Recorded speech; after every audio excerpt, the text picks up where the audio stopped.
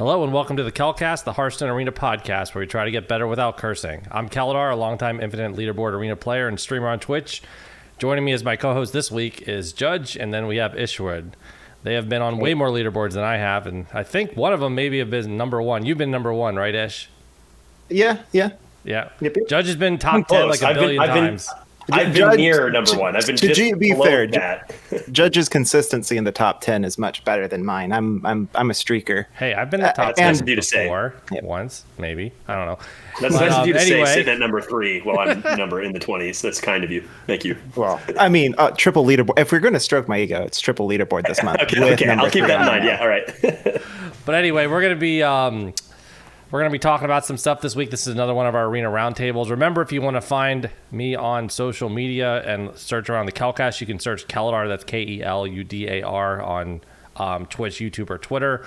You can also find us on Buzzsprout for the audio versions of the podcast. All right, so this week, like I said, we are doing a roundtable. We're going to talk about two topics.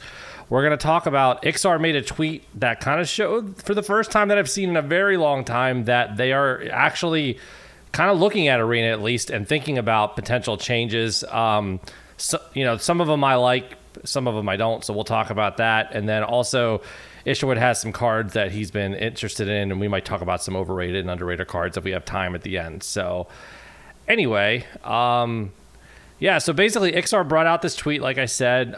He said that, I don't remember everything that was in it, but it was kind of one of his, I believe it was off one of his weekly AMA posts. Mm-hmm.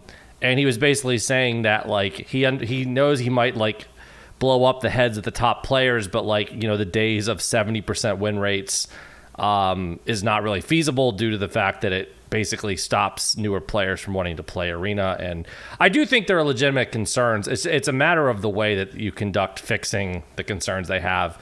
As we have all known, when they have tried to tamper with Arena, there has been some fairly bad outcomes in the past.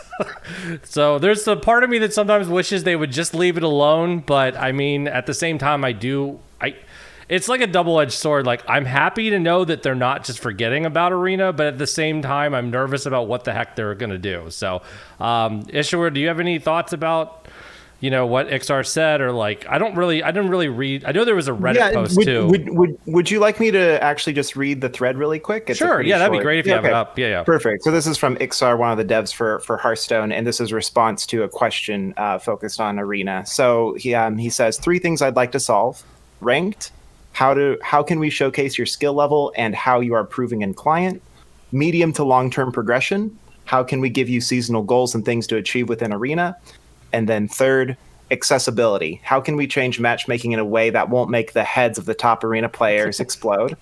Right now, in a no skill-based matchmaking system, it's destined to be a mode that's inaccessible for new players. And then he adds the point that I think a lot of us are worried about. We'd have to change the the reward structure in some way so you aren't punished for getting better. But the days of good players winning 70+% of their games is going to have to end if we want to have long-term success. That'll be hard to swallow. I agree with the hard to swallow part. It would be the type of players that play Arena, like the type of people that like Arena are typically people, I hate to say that when they don't like change, but like they like it for a certain reason, right? So like completely shaking up what it is a little bit scary to hear. But what I do appreciate about his comments now that you're reading it and I'm thinking about it is like, the 3 things that they want to address are good. I do think like seasonal rewards, ranking, like giving a sense of accomplishment, and even like he said, the fact that they want to do a reward structure for goals, like that stuff is, because right now, like, okay, let's talk about the reward track, right? They made this reward track.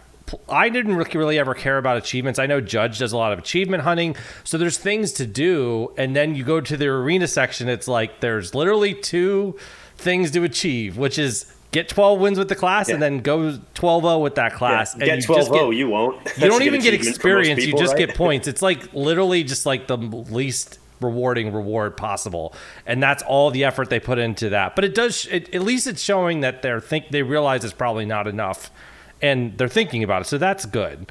So Judge, you haven't said much. What do you think about the post? So I just wanted to ask, how many achievement points is it for Flawless Gladiator? Do you know? I'll look it up real quick while we're kind of 40, talking, but 50? I'm not really sure. I've always found it very interesting that spicy pretzel mustard was worth 50 when like going flawless in Arena was worth so much less. I mean, I know they're just achievement points and they don't really mean much, but it's like pretty crazy. Yeah, the scaling on that is a little bit funny. I think it's a little bit. It's definitely a little bit of a tiny thing, but yeah, it's not a huge deal. So about Iksar's post, I feel like it would like he's suggesting that top players are going to have to start getting more balanced matchups so that they lose more. Right, because you can't just have people making infinite gold, infinite economy, and destroying all the new players or casual players. And I think that makes a lot of sense. As much as it would be really tough for, I know me and probably you guys and probably a lot of other top players to swallow not going as many wins. And it might feel worse for us right off the bat. This whole set of changes is not for us, right?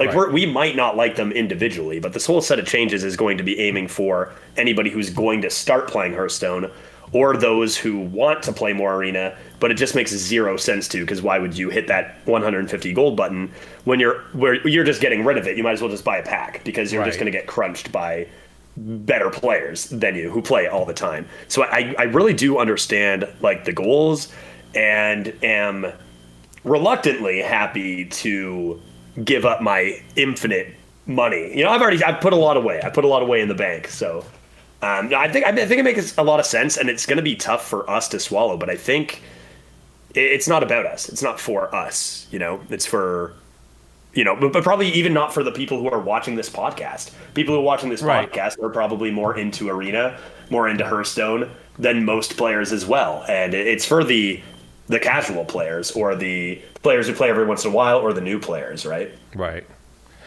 Yeah. So I get where they're coming from for sure. Go ahead, Ish.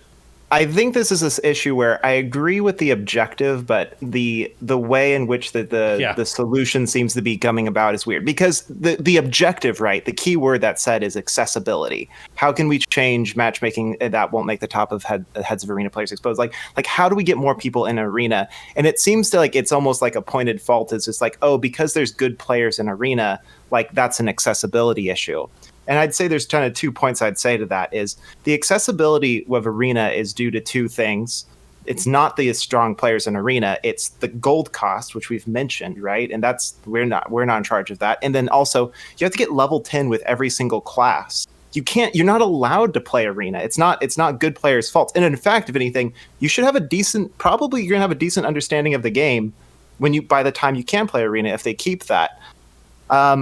I want more players in, and I feel like if you actually open up accessibility, it solves the issue, right? If you have a wider player pool, you don't queue into very strong players as often, and then and if nothing changes and you have a wired player pool, then top players feel less stressed and aggravated, because right now top players don't have an easy time. It's a rough meta, and the thing is every meta feels a bit rough. There's a lot of variance that can hit you. I love the goal of accessibility, the goal of having progression, and I love I like showing how you're improving your skill. I love all the ideas. I just feel like MMR is I can't think of I can't think of a way in which that will help Arena, because I know it's supposed to be aimed at the new players, but something that new players like to see is, if I get good, what's the end goal? And if you create a player base of the high-end players that feel dissatisfied, I mean, we essentially do free marketing, right?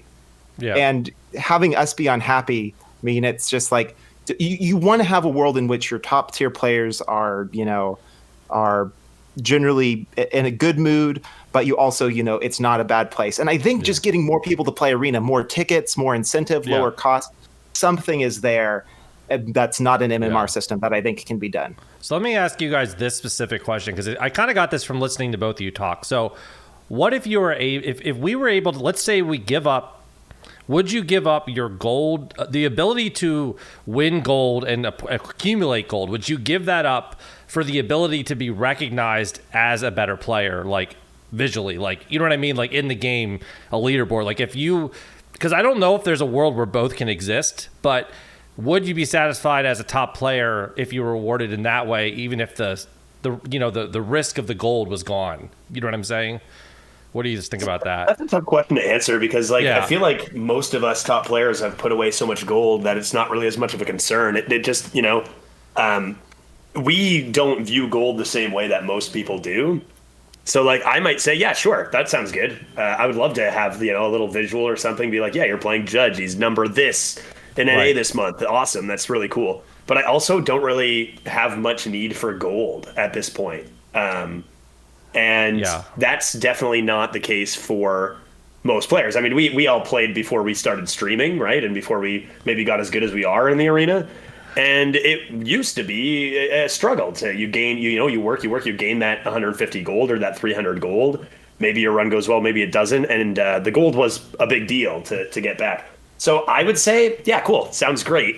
But again, I don't really think that it doesn't extrapolate to other players. But I think the gold problem for newer players is a barrier, just because, like you were saying, if I'm going to spend 150 gold, but I continually am losing gold because I'm playing the game mode, I'm going to be discouraged from playing it. So if that was not part of the equation, so the players wouldn't be discouraged of playing, but just would play, would that make it better? You know what I mean?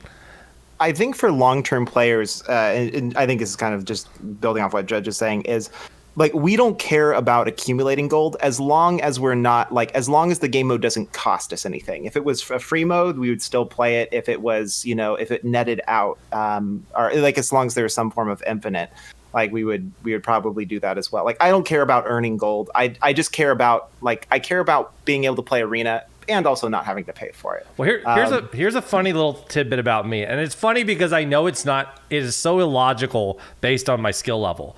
But for me, like I love playing poker. I'm a gambler. Like I love blackjack. I love all that stuff. So the fact that there's any risk, even though like there really isn't any risk for me because I'm always gonna net more gold than I'm spending because of my level of play. But for me, like if that's taken away from it, it actually would discourage me from playing, even though it's kind of silly because I'm not, you know what I'm saying? Like there's not really a risk for me spending 150 gold because I'm going to most of the time net more all the time anyway, but it would actually take away some of the fun for me, even though it's kind of doesn't necessarily make sense. I mean, I hear you. I hear you on that one. Yeah. I haven't played a heroic duels, and I guess like that's kind of like how a lot of people feel about Arena. I'm just like, oh, like, is this worth getting good at? It's just like, no, it's just too much of a cost, too much of an investment, too much of a, and again, like gold doesn't really matter to me, but it's just like that thing. It's just like, oh, I'm probably going to get stomped and it's going to feel like it's costing me something. So like, I understand how people can, feel that way. The thing is, what you have to do is you have to make the mode fun, and you also have to you have to have it cheap. And Duels has a free mode, which is great.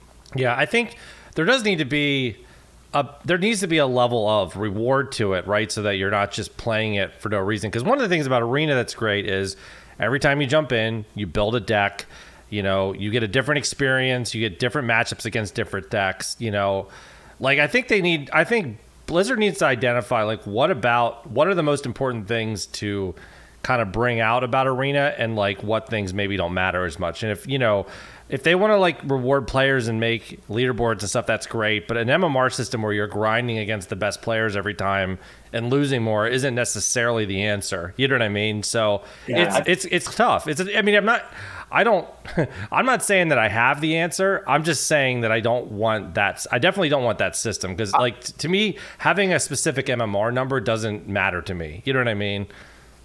I would say like if this ever got into the ears of any devs, I would say like I love the intentions. Like I agree, like I 100% agree. I love the intentions, but like do everything else, and if you're going to do an MMR system, implement it last, because I think you can solve the Arena problems through other things. And my fear that's a about really good point. That's a super good point. My fear about an MMR is that if it is done wrong, it can be so detrimental to the game that I just could lose entire interest in it. Like Yeah. if an MMR, if the system is like, there's some things you can do and you can kind of back out, but if you like really invest into an MMR system and you don't get it right, and it's going to be hard to get it right, it's scary for me. And that's why I think that's why you're going to see a lot of people be like very opinionated, have very like hot takes about this thing, because it's just like, like there's good intention stuff in the past. The bucket system was a good intention thing, but because it didn't get the attention that it needed, it just never really worked. That's idea. That's a really good point. Bringing in that could have worked extremely well, but it needs constant attention, constant updating. I mean, what was it? Wrapped Golem was in bucket 5.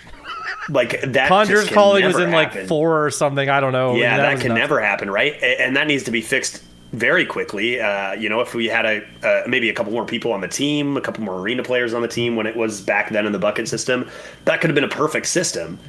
But if it's not done correctly, it just doesn't work, right? So, yeah, I mean, one of the things that's interesting is like, I've talked about this forever, but like they need to fix some of the small things. Like, for instance, I don't know, I'm not a coder, I am not a computer expert, but like, why can you discover banned cards? I know this has been talked about, but like, this is like if they could, that's one small thing. If you can't discover, cards that are banned, it doesn't feel bad when you have to face the ones that they're banned for a reason. So for instance, people are like, well, ban Ysera. There is so many ways to get Ysera that if you take out the card being drafted from the pool, it almost would have no impact on the meta. It barely does. Most Yseras do not come from being drafted. Right, exactly. Yeah, you would just hate priests more. Right. Yeah. Is that even possible? But I think one thing I really want to stick on that Ish said is that I think that's a really good point. Like, some of their intentions are good. Like, for instance, a reward system, right? Start out by just making Arena more rewarding to play. Don't worry so much about all the little details, but just start to make it more fun to like play the actual game mode. If they just focus on that first, like get a reward tracker, whatever they're going to do, like, I don't know, give a skin for hitting so many arena wins or whatever they're going to come up with. Like, start in the fun zone and just build that and then see what happens. If more players come to the game mode, maybe you never even have to touch, like you're saying, maybe you never even have to touch an MMR system. Like, and maybe, it would bring more players in and maybe that would solve a lot of the problems. Like, one of the issues we're having right now is matchmaking. Like, I've been doing this study kind of secretly, like I haven't talked about it, but I've been keeping track of it. There's been many times when I was 3-2 and facing off against a 6-0 deck, even a 7-0 deck at 3-2. You know what I mean? And I asked people, like, I'm not mad. I know you like kicked my ass. I'm just asking, like, what was your actual like score? And if I've been doing it like a lot, just like almost when I'm offline, like every time I'm friending people, like, what was your rank? And I've been honestly, like, it's like 4 to 5 wins off sometimes, like pretty consistently. And when you're over 7 wins, sometimes like you're 7-2 and you're facing off against an 11-0 deck. So like more players being in the game, so the matchmaking system actually was correct because there's the right, there's the right variety of different deck levels in there. That would solve a lot of the problem, or some of it, so. Yeah, for sure. Matchmaking has been a big one for me too. Even just like playing, there was one run, this was like a month ago or 3 weeks ago, where I was 1-2 and I went 1 win total playing a 0-0 deck at 1-2. Yeah. That 0-0 deck was an 82 rated priest with like 2 of all the nasty cards you can think of. It was someone who came in chat after and let me know and is like, yeah, I was 0-0. Deck is rated 82.3, a priest. And it's like, why is that ever happening? And, it's happening to me, sure, but what about that new player who just spent their last 150 gold and should have gotten maybe 50 more gold out of their whole run, but they matched into someone who was 0-0 and they were 1-2. And now they can't afford another arena run. They won't play the game mode again for longer or maybe at all with that experience, right? The matchmaking is a big one, and they loosened it. I think I think the reason they loosened it was because of the drop in player base. Like, I think they had to make a decision. Like, would people rather queue for like 3 minutes? I mean, when I am past, like, I guess when I put the marker at maybe like 9 wins. When I'm 9 wins and beyond, so I play in the mornings, right, when I stream, which is definitely a downtime for NA, like a more of a downtime than like maybe after like 3 p.m. Eastern or whatever. And I will tell you that like it is very common, even at 9 wins, for me to queue for like 3 or 4 minutes, and there's a loosened matchmaking. So like, like there's definitely a drop. You can see that there's a big drop in the player base. So I really think that the first problem they need to solve is just bring players into the game mode. And I think the answer, like Ish was saying, is just fun. Like bring in like skins and bring in stuff that like makes it fun to play. Like you get more tickets when you start out or whatever. You know what I mean? If you ask the Arena community, there are just tons of ideas, and I know there's a leaderboard, and it feels like the leaderboard is kind of it's a joke. Yeah, so it's a nice measure, but it doesn't really tell you full talent. Like I wouldn't mind us having, two dual class arenas per year instead of the one. Like I wouldn't mind if there was more like variation and more fun stuff. But like, if you could even like just take some of the achievements that are over in Constructed now and have like arena specific achievements, like, like get, instead of like, have a, like in Constructed's version, it'd probably be like, have a board of all the 7 of the same minion, have like a, summon 3 gibberlings in arena. You could have something smaller for arena that's just like feels like, oh, that's actually like, oh, I accomplished something in arena. Like they have that in classic, right? They have classic mode specific achievements. Yeah, I think they want to stay away from arena only achievements and quests because of the cost. And maybe again, like if they readjust, if they figure out a way to do free arena, and there are hurdles that you have to figure out with that, the biggest one being how do you deal with retirement. Like, can you force people not to retire, sort of thing? But like, if they have a lower cost structure, that should bring people in. There was a tweet to I saw Dreads tweet out some information from HS Replay that showed that Arena's getting played more than Duels, and I think Duels was really they really tried to hype it up, and I think that tells us that like with all the problems Arena has, it's good. It's a good mode. Like we like it for a reason. Like we want it to be improved, but like I don't think you need to burn it to the ground and rebuild it. I mean, I feel like I don't want to like repeat my own like. There's a couple of things I've been saying forever. Make it so you can't discover ban cards. Yes. And I will tell you, like just like you were saying, the most fun that I was having in Arena was I think it was like a 2-year period. I don't know for 1,000% certain, but there was a 2-year period where there was 2 years, I think, where there was 3 events each of the 2 for like one year and the next year. So it was like 6 events in like 2 years. They had like the Chaos of Time Tavern of Time, sorry. Yeah, and then they when Arena was standard, they had a wild section. They did Wild Arena for March. That was one thing. Then they would do another one in the summer. Then they would do dual class.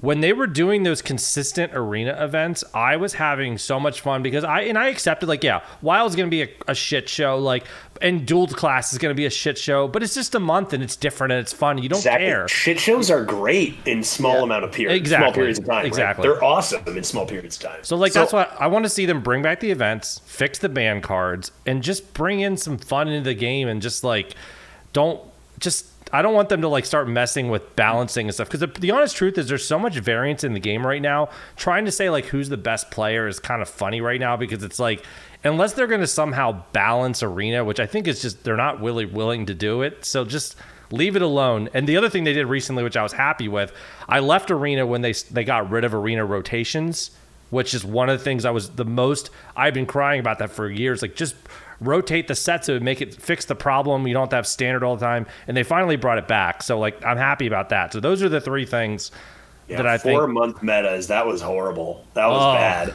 Yeah. So yeah. I like the system they have now, right? It's mainly standard, and they rotate in like 1 or 2 wild sets. I think honestly, like the best thing they could do is instead of every 2 months have like every month, just like throw in a different wild set. I think that like just right now with Arena, at least for players that play it as much as us, I think, just more change up the better is kind of a thing. Yeah, always, right? 2 months is like is fine. Like, and they have for me, like 2 months, every 2 months, so much better than every 4. But the last week or two, especially this last meta, last one especially, it's like, okay, come on, let's switch it up here. But yeah, more change the better for sure, right?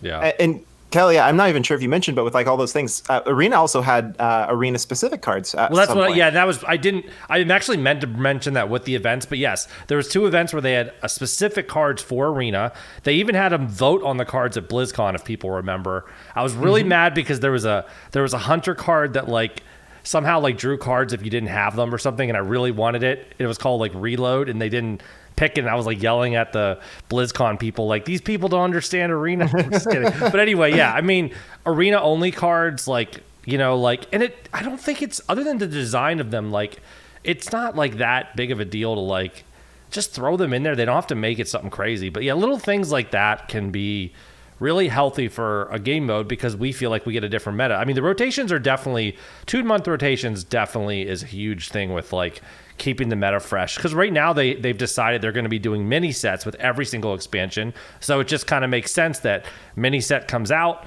we rotate the other sets around it. And so it just kind of works out perfect for us. You know what I mean? Like we get a new expansion, new sets, and then we get a mini set, and then we get new arena sets again.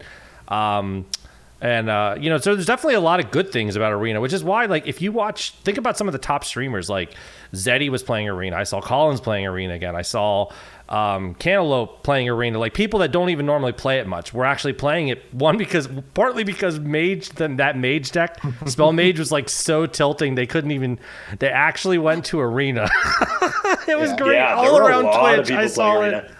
I love it. I love it when Blizz makes something that's so bad that people enjoy Arena, aka duels. Oh man. People were so worried about when duels got added, is like, is this going to be the Arena killer? And then for me, it was just like, oh, this just shows why Arena's good. Like, as a comparison point, like, oh man, this is great. Thank you, duels. It made me enjoy Arena more for not being duels. Yeah. Well, like my friend had not played Hearthstone in a while. He always played Arena with me, but he plays Arena here and there, but he doesn't pay attention to stuff. He's like, what's with duels? I'm like, well, Blizzard decided that they want to try to balance 30 classes at once because there's 30 different hero powers, which is essentially 30 classes. I'm like, they decided they want to balance 30 classes. Good luck to them. You know, that's my take on it. I mean, it's an awesome idea in theory, and I do enjoy playing like duels in small doses. But it's just way too much to balance ever, right? Like, it's just way too much. If you take like half the amount of what they put into duels, you still have a fun mode, and maybe you can think about balancing it. Honestly, probably should be even less than that with all the different treasures and all the different hero powers. Like, it's just an impossible task, right? Yeah. I don't envy it. I will say that Dred said something I've been watching Dred's stream a little more. I always honestly watch his stream, but I've been watching it a tiny bit more the last like week or so. I've been having some like things with my cats and stuff, so I hadn't been streaming as much the last week. And one thing he said really stuck with me, which is like, I guess I never heard him say this, but he's like, I don't take Arena competitively anymore. We were talking about Shady Bunny and how he left and why he left, and he was saying like, you know, there's a lot of variance, and you just kind of have to approach the game mode like, if you want to approach it in a competitive way and be upset because of things that happen, like, you're just going to be pissed all the time. Yeah, so like, absolutely. I've kind of taken on that thing. I don't care about what my average is. I don't track my runs anymore. I just play what classes I want. I'm like so much happier now. For a long time, I cared about like, you know, I think I cared about what other people thought about me or something more than I should have. And now I'm just like, I don't care. Like, I've proven I can play the game. So like, whatever. I'm just going to play what I want and not worry about what happens. And I've been much happier. You know what I mean? So, yeah, I know exactly what you mean. I've done the exact same thing. About 2 months ago or so, I stopped keeping track of my average and just say, I'm probably going to be on the leaderboard somewhere, so whatever, who cares? Yeah. I used to play completely competitively, and I dropped out of the top 10 for the first time in like a year with the last leaderboard, and it doesn't matter. Like, who cares? Is anyone going to remember that? Like, is anybody going to remember that happened in like another 3 months? No one will care. The only way that it gets brought up if some jerk wants to mention that they're top 3 and then ask you what position you were. If some jerk wants to mention they lucked into the top 3, Hyrule City or something, I don't know. Jeez. If you guys don't know, in all seriousness, like it's all of our averages probably with this meta and the last meta, I'm guessing, are not as high as the previous 6 months or so. Is that safe to say? In general, it's been getting tougher to win. Mine's gone down a little bit. Well, like, I want to just bring up, like, last leaderboard, I was like in shock. I was top 40, right? My average was 6.97, which I don't think is a bad average for that meta, but like it shows you like I never thought that I would have a sub 7 average and be in the top 50 even. Like that's just like mind blowing. Absolutely right. I get what you're saying. That's a very like it's obviously for the meta, it's a good average. Obviously, it's in the top 50. It's a good average. But if you look at that average, just the raw score, and compare it to your others, and you let that get you down, you're gonna have a bad time, right? Like it's been tough metas, and if you're sitting there thinking like, I need to win this amount to get a 7+ or a 7.5+. And then you get mad because you go 2 wins when you just get rolled by top tier stuff. Like that's the meta we're living in, right? Is there's so much top tier stuff, and sometimes you just get rolled. So you can either have fun and just be like, well, I got rolled, on to the next, or you can just be upset about it, right? I'm going to bring this kind of conversation back around. So speaking of the leaderboard, there's been a point that people have made, and the leaderboard, there's good and bad about it, but you can argue that that the leaderboard was kind of there's the badness of the leaderboard is it kind of like everybody that hits the leaderboard might be having less of a good time because you always have to feel like you're on or you're pushing for it, right, to some degree. And as you guys mentioned, the more you can ignore that the happier of a player you're going to be. If you implement an MMR system, I think it kind of forces everybody to always feel like they're on. I stopped playing Battlegrounds because it felt like I was always working on the MMR, and it was just like it was just like, oh, I can't pick a zany hero ever, right? Because there's always that MMR looming. I can't try out stuff. And if you implement this system, it's going to make everybody feel like they need to work instead of maybe just the top players. Yeah, that's why you see, especially like in a couple of the past Battlegrounds metas, there might be, I think there's like 59 heroes now, and maybe back when there was maybe 40, but you saw like the same 12 heroes seeing way more play than the other 28, 38, whatever it ended up being. Because that could be a part of the reason why, right? Is you're always in a ranked mode, and there's always maybe that feeling of, you're either going up or down. So it's like, well, I don't want to go down. So, you don't really get as much variance in heroes because, and balancing in that is probably a pretty tough task as well.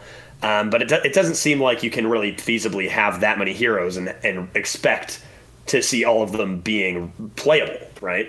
Yeah.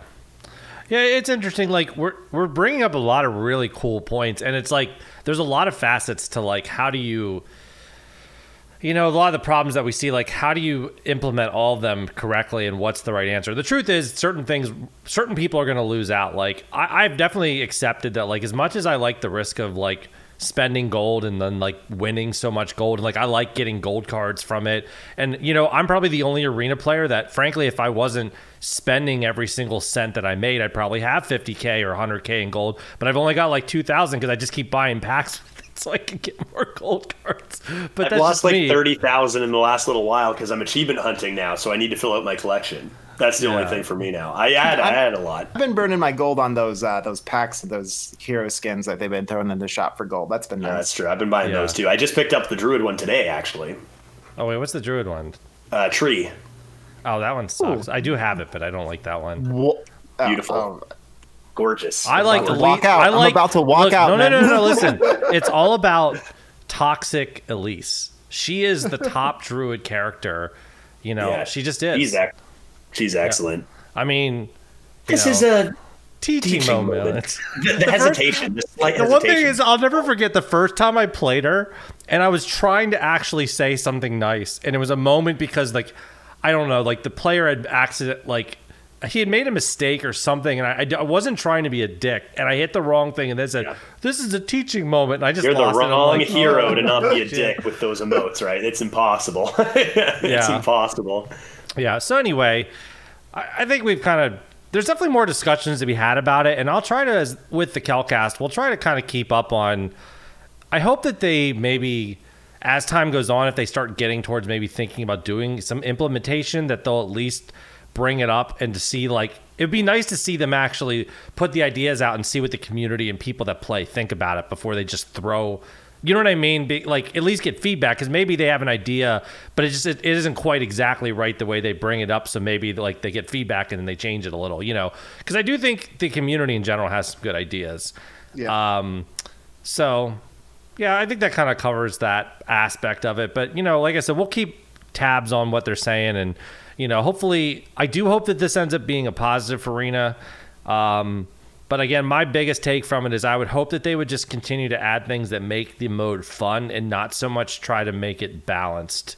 I think making it fun can bring the things they want to the game mode. So, because I think Ish kind of brought it up first. I really think that's a good point. So, one thing that we were going to also bring up, Isherwood had some cards that he wanted to talk about. So what did you want to talk about, Ish? All right, so I was hanging out in Judge's stream a little while ago, and I asked, I was just like, hey, guess what my favorite card is, and Judge and I basically both at the same time just said the same thing. I'm pretty sure I'm remembering this right, and it was South Sea Scoundrel from this current set. Yes. And it's a really interesting card, and I'm going to throw it over to Judge and put Judge on the spot. I just want to say what it is really fast in case someone Yes. listening doesn't know. It's a 4-mana 5/5 pirate, and you discover one card from your opponent's deck, and basically whichever card you pick, both players draw that card. Or you get the card and your opponent draws it. But so that it's a pretty interesting card. There was one that was called like Grifta, where that was kind of similar but different. But anyway, go ahead, Judge. Yeah, Judge. Why is this the best card from the set? Not skill, not like best as an OP, but like why is it the best designed card? Okay, well I can do both because it's OP and also really well designed. It's 4-mana 5/5, which is insane stats, and it requires actual thought and skill. The card you pick, you can either make it a weaker card if you're making incorrect choices, or an amazing play with a 4-mana 5/5 tempo. So the thing about the card is it's a 4-mana 5/5 with an upside. I think there's a lot of people who look at that and be like, give your opponent a card is bad. And sure, you can low roll it and you can find 3 cards and all of them are just going to be insane for your opponent the next turn, one in every 50 times you play the card or something. But it's a 4-mana 5/5, and the card that you get to see gives you information about their deck, 3 different cards that that's actually 2 other ones that are coming, even if you don't get them to draw. Right. And you have the option to take a card that is going to benefit you more than your opponent. And it's just such a beautiful decision to make. A couple that come to mind recently were when I chose a BGH for my opponent. Mm-hmm. I was a hunter and they're a shaman. More likely they have more big cards in their deck. One, I know that I have all little stuff to go face. I know their BGH is never going to be good against me.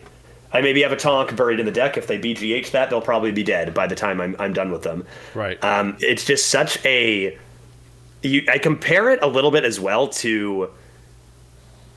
what is that card? The 4-mana 5/5 that you discarded your cards. What was that called again? Keening Banshee. Oh, yes. That was a 4-mana 5/5 that was extremely underrated, and it did have a downside, not an upside. And it was still one of the best 4-drops in Arena. This one has straight up an upside, and it's just beautiful. You can see how it could be kind of a downside, why they'd give it one extra stat to make it that, and it just makes you actually, it makes your decision matter a great deal. Just a beautiful card. Yeah, any decision that affects your side of the game and their side of the game at the same time is really interesting, because it affects both people. So you have to just think about how is the amount that it's going to help me and maybe still help my opponent, is my side of helping more, like a higher thing, so it makes it does more. Cards like Proto Drakes you got to think very carefully about. Cards like do you ever give them a Sporpid? Sorry, for those who don't know, that is the new Scorpid. What did you call it? Sporpid. Sporpid. Who? Oh man, I'm putting on the spot. I believe it was Sorry who coined that phrase because it's spell Scorpid. So hence Sporpid. It's just a force of habit now. Yeah. I think but if maybe you are so desperate you need an out from a random effect. Maybe you have to give your opponent one to possibly win the game. and count on you rolling a better Sporpid roll than your opponent, right? Like knowing what you need at the time versus what your opponent may need. Like it's just a really fine balance. Yeah. I think when you look at the card, it's a discover card that if you mess it up, can be very punishing. Unlike people will sometimes take the wrong card off of Draconic Studies and they will win against you because that card is just broken, right? It's hard to mess that card up so much that it's wrong. Same with Sporpid, right? It's like, okay, even if they take the wrong pick, like that they have card a poison on minion. yeah, it's so you can mess up discover up, which I think is good. So it's like bad players get punished. Then there's also the aspect of like decent players can make good work out of it, and great players can make it even better. Like if you're an okay or a good player, like you can make decent. You might not make the big mistakes, but like great players will be able to really, really finesse great things out of it. I lost a game to an opponent taking my and I apologize for having Ysera, but they took my Ysera off of it, and then they were able to set up initiative. They were able to play their Ysera first, and they had a sticky board, and they never let me use mine. Like it was a game in which the opponent, like a very rare time in which I look back at a game and lost and say like, wow, like I lost to just a really good decision and a set of decisions that led up to that. And it was just like, that doesn't feel Yeah, because most players would see that and they would just be too scared to like ever give your opponent that card. Yeah. You know what I mean? So yeah. Oftentimes, so there's been lots of matchups versus shamans. Shamans oftentimes will try attrition wars where they're like, they just have these big cards. So like, very, very early on, it could be like, okay, I could take the card that is absolutely useless for the opponent, the smallest 2-drop that's just going to be worthless. Or I could give them the Walking Fountain because I know that at this point, looking at my cards, the deck is going to go to an attrition match. And therefore, if they have the value, they're eventually going to get it. And I'm going to make sure I at least get that value as well. In that case, it's just like a bonus for you and nothing for them. They always had that, and it was always coming down. Yeah, like it was a bench, like fountain. Yeah, if the game's going to go to the last 5 cards, like you're like, okay, they're eventually going to get this. Is going to be a long game. We'll both take this right now because like so that way that helps like get me the value to meet up with them. It's a wonderful card. The only worry I have about it is that it might be too good. Like I love the design of it. It's really interesting. It could also. I don't think there's a reason it shouldn't just be a 4/5. Honestly, like that's it's the like thing. a Grifta's a legendary card. Its effect was really good. It was a strong arena card. 4 mana. It was a Yeti with an upside. Grifta was. Yep. Same idea with Grifta, right? There are 2 cards. One you give to your opponent. One you get to keep. You get to discover those 2 cards. So whatever you take, you value. You weigh what is going to be better for me and worse for my opponent. And you can pick 2 cards like that, and no matter what you get, you're getting the better deal if you pick correctly, unless you get very unlucky. It's a very small example, but I had a game where I had a counter spell up already. I was playing, I think it was I guess it must have been a mage versus mage matchup, and it worked out that I played like my scoundrel with like a couple of elementals and took grand finale, but I already had counter spell up, and I was like, yep, I'm gonna basically force him to have to play his grand finale due to the pressure, and the game was over. You know what I mean? I don't know if it would have mattered I guess in reality it wouldn't have mattered if I had counterspell up or not. I probably still would have won, but it's sure. But I mean, at the end of the day, you're still playing a 4-mana 5/5. Like that's great tempo. Yeah. Like that's unreal, right? Yeah. And the other card that Ish wanted to bring up was Primordial Protector. I freaking love that card. It's I mean, it's good. It's really good. You want to read out the text on it real quick so everybody. Oh yeah, so it's an 8-mana 6/6 battle cry. It takes the highest mana cost spell in your deck, draws it, and you summon a minion of that cost. I don't think I said it exactly right, but that's what it does. So why I wanted to bring this card up is I think people are looking at this card wrong. A lot of people will be like, oh, I can't draft this because I don't have a Flame Strike. I don't have a Tidal Wave. I don't have the big spells. And I have had that card win games off of my biggest spell being left over being a 1-mana spell. And you're like, oh, that's not great. But here's the thing, right? If you play an 8-mana 6/6, summon a 1/1, and it says I guarantee you have a resizing pouch for your next turn, or a nature studies. There's so many one cost or cheap spells that in the late game, like that's exactly what you want to top deck. And it gives you just enough stats, and it can help you find, like, if you have studies in your pool, like almost any studies card, right? Any studies card is really good in the late game. Like, of course, generally the bigger spell you have, the better with Primordial Protector. But I think a lot of people like are very wary because, like, oh, are my spells big? And like, are my spells big enough? Can I do this? And I think, if you look at it, like, even if you're like you have 4 mana, 5 mana spells, you generally get kind of the stats you need, and it's card draw, right? So even like, I think it's a card that people are too wary they stay away from it when they don't have a 7 or an 8 cost spell. And I'd say if your spells are medium sized, don't worry. It's like you generally can get your stats out of it with a draw. Potentially into cards like Arcane Intellect that will just help you draw, which is good for that point in the game. Or if it summons a little one cost card, but that's resizing pouch, that probably means like a Ysera or an Alexstrasza for you on the next turn. That's really, really good. So yeah, a lot of one mana spells most of the one mana spells right now are super powerful overall. Yeah, so I'd say, like, I guess the point I want to make is just like, it's a card that, if you're a little bit wary, I'm not going to try to convince everybody, but like, keep an eye out. Ask yourself the question when you're drafting it and say, like, oh, maybe I have cheap spells, but like, if I'm at the point in the game and I draw, like, how good is Athletic Studies? How good is Nature Studies? How good is, resizing pouch is the big one. Draconic Studies? If you have 3 Draconic Studies in your deck, then 100% you want to play that Primordial, guarantee draw that card, right? It's a very interesting thing. So like, look at your spells when you're drafting, or if it's early on, I don't think you need to be scared of just drafting that card early. I got it early in a rogue draft at 112, and it's funny. I did look for specific spells. The only one I passed was Cutting Class because it just didn't make sense in my deck. But I had literally 2 spells. I had Unidentified Contract and I had Backstab.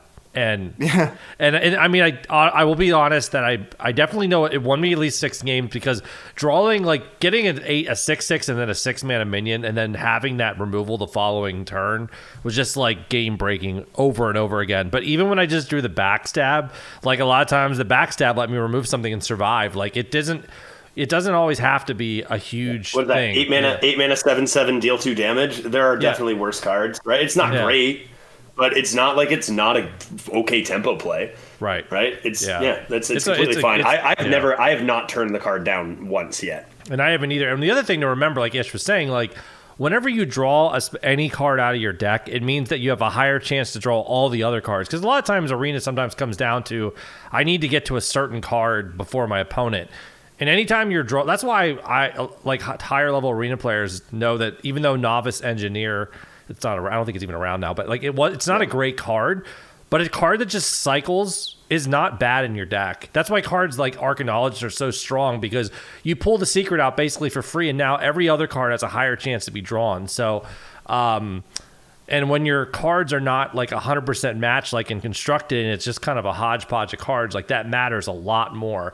So that's another part of Protector that's just so strong. So I do have a funny story with the card because I was I knew I wanted to mention it today, and I was obviously I'm singing the praises of it. Now this game was already lost when my opponent played it, but I did have an opponent play it. Yeah. And they drew a 4-cost spell, and they got themselves a Replicatatron. Oh, nice. That happened to my opponent too. Yeah. So they ended up with an 8 That's mana pure 6/6, and Judge would be so happy. Are you kidding me? 8 mana? You just played 2 Replicatatrons? 2 Replicatrons for the. That's 8 mana worth. That's set up for success. Great, and who knew what 4-cost card that was? But no, like that was like the game was lost. Like I had Lethal already set up on the board, but yeah, that was a funny thing. But yeah, like it's a great card. It's one of those cards that I think I hear a lot of people like, oh, don't draft don't draft this. If it was early on in a draft and first, like I'm not it was Proto Drake and Primordial Protector, I'm going with the fun pick. I'm going with the Protector. I'm nabbing that up. Protector's just great. I mean, even if you top out as your highest spell is 3 cost, 8 mana, 6/6, summon a 3 cost.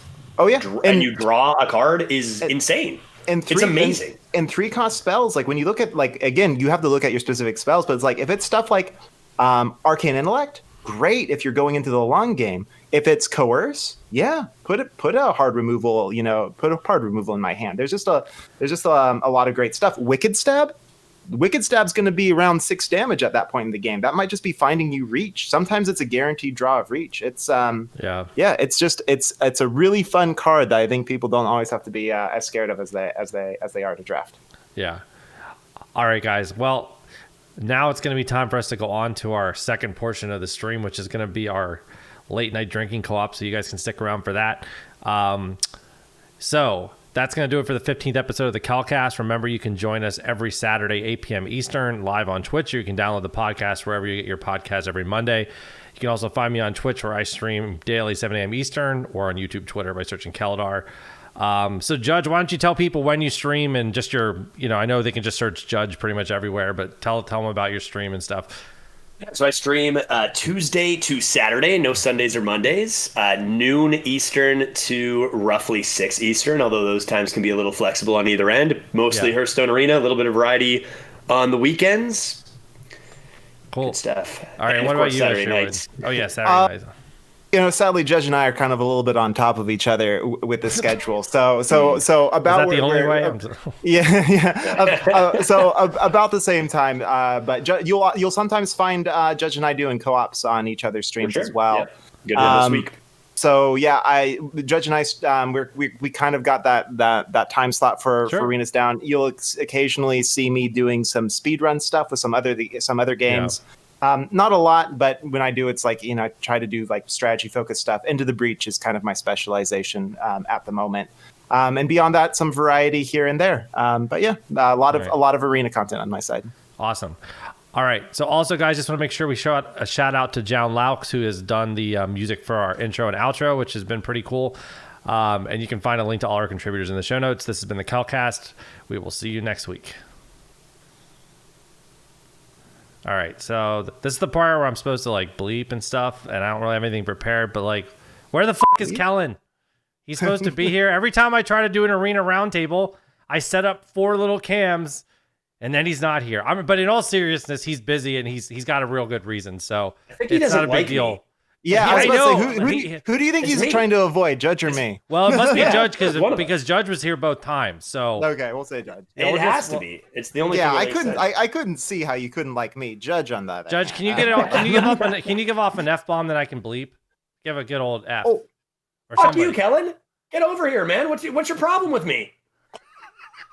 Are you looking to bleep? Yes, I do like bleeping. Fuckity fuck fuckity fuck fuckity fuck shit. Okay, that's gonna be difficult. That's gonna be a challenge. Kellen challenged me like 3 weeks ago, and he did like a rant of like 12, and I did do it, but it took me like 3 hours. That's gonna be tough. That's gonna be my challenge. You can just do if it takes too long, just do a continuous. No, it's okay. It doesn't matter because it's not like I can't like do anything when I have 8 hours sitting at a desk in the warehouse at Amazon. So that might also that might actually translate to some Morse code. Who knows? Maybe I just sent a hidden message out. What did you really just say? All right. Literally, see you guys later. All right. Yeah.